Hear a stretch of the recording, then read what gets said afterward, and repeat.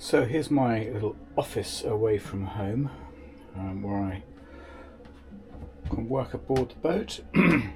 And yeah, it's pretty comfortable in here. I've just got the temperature up to 21 degrees with the heater out on the mooring. And so, you know, it's all pretty usable in here. I've got a solar panel up on the deck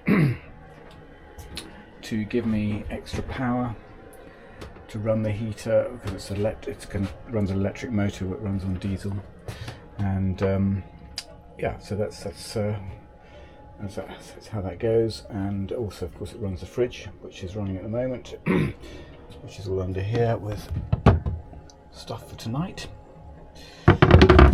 And yeah, that's me. And then that is me. And yeah, I'm just come down just to spend the day early in the season, see how everything pans out with the new stuff that I've done for the boat to make it a bit more comfortable. And the heater is definitely one of those things which is really good this time of the year. It's the spring, and a pretty chilly day out there. There's quite a strong breeze, although it's lovely and sunny. So if we go out on deck, and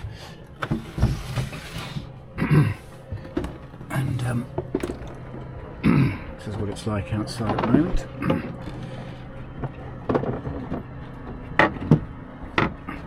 You can hear the water tapping on the hull of the dinghy down there, and the kind of gentle roar of the diesel heater.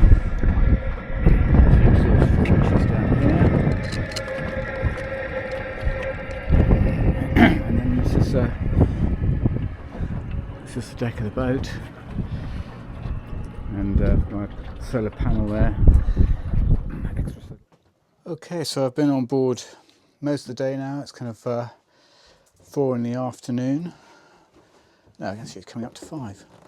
And I've been working on my laptop, the second screen, and so I just thought I'd recharge the batteries. Well, the battery. So here we've got the 2 charging panels, the Moody solar panels. One of them is charging my laptop, which is over on the hatch cover there, and the other one is charging the main boat batteries as well. So all getting a good top up. Probably overkill. I could probably charge it all from the main battery, but I just thought I'll do it properly and get it all charged up, and hopefully all will be really good. So yeah, here we are on the water in Chichester Harbour, and we're getting the boats gradually coming back onto their moorings after being laid up for the winter. The moorings here can't be occupied during the winter months, and so they gradually come out from early April onwards. Okay, and I can see someone launching a dinghy over there on the slipway. Yeah, lovely afternoon, absolutely fantastic. Weekend coming up, the bank holiday weekend coming up.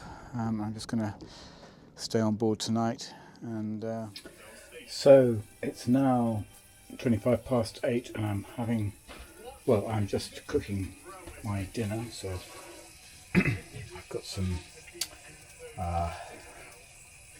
meat here, and some beans, and some dauphinoise potatoes in the oven, which are in there. Difficult to see, but yeah, they are in there. Plate ready, watching a bit of TV, and yeah, so that's it. And it's now toasty warm in here because of the oven. It's nearly 25 degrees. I'm not having to have any other heating going on because it's absolutely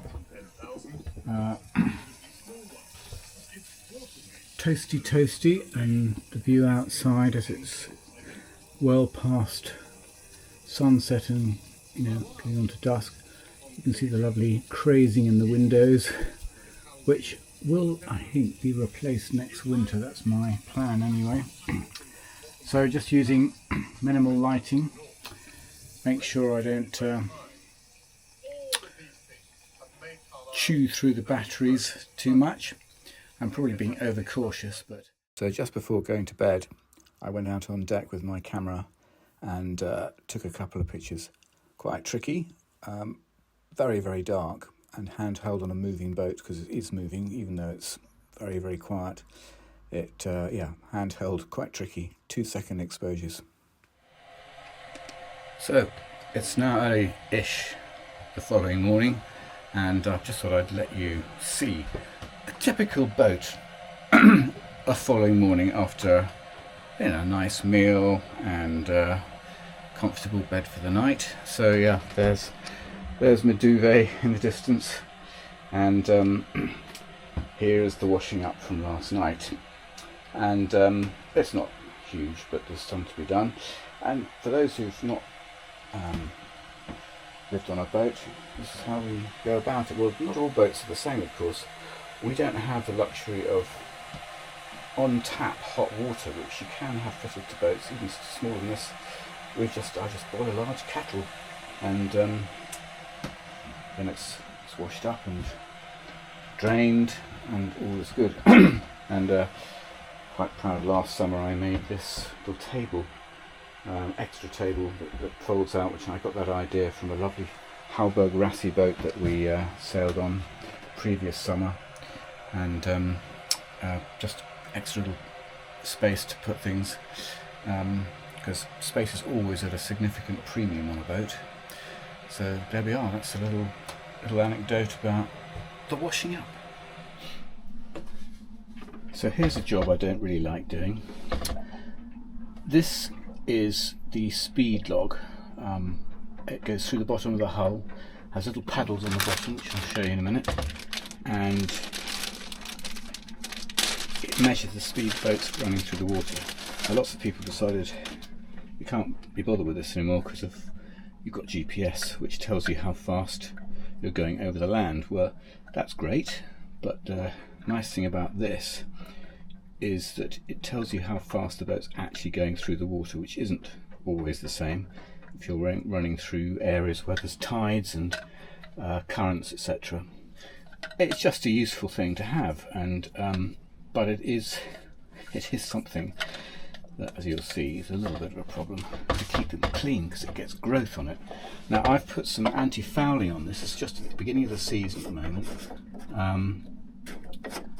and it's, for some reason, it's not running. So what I've got to do is to pull this out with the speed log on the bottom and put this blanking piece in before the boat sinks. Here we go.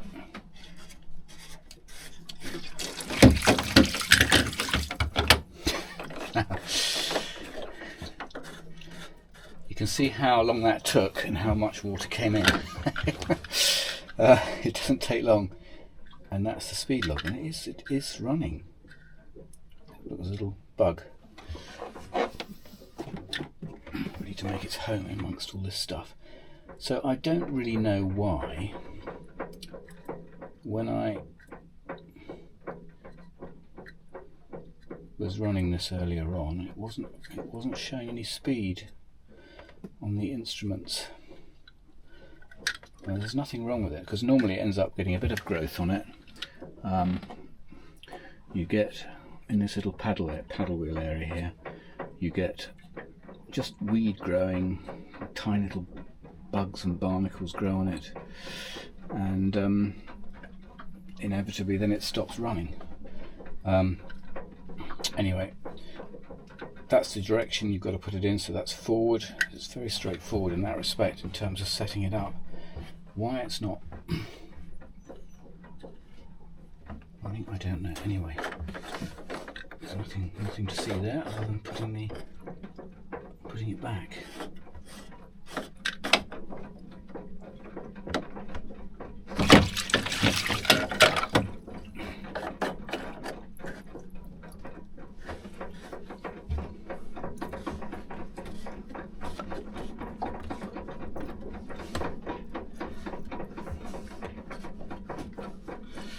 Right, that's all good.